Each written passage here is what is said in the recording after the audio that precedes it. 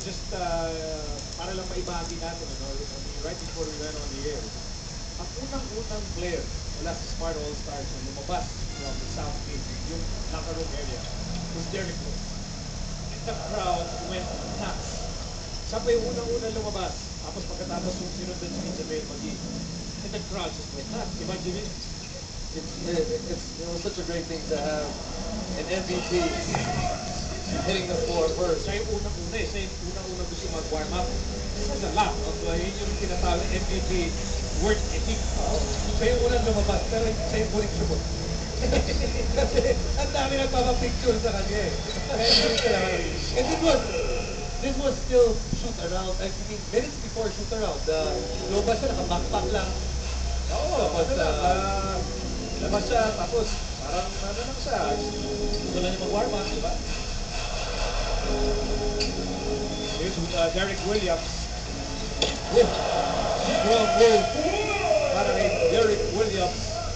I mean, of all the guys here, palagay ko si Derek Williams at talagang, wow, what is this experience? Sa likod, escaping inside. Kung si CP3 nga, sinabi niya, siya'y namamangha sa init ng pagtanggap ng Pilipino, ng mga Pilipino. Ano po kaya si Derek Williams? Meantime, ito si Tyreek Evans pulling up, that's good.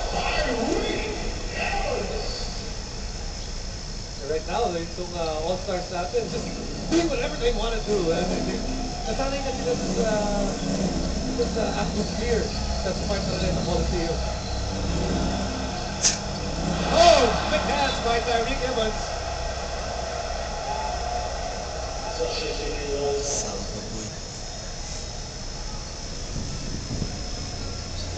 Di ba dyan siya ng wawong? Good pass. Next time, Eagles.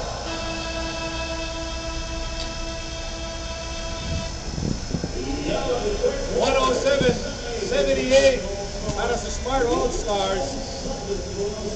We have one more quarter to go in this unforgettable experience.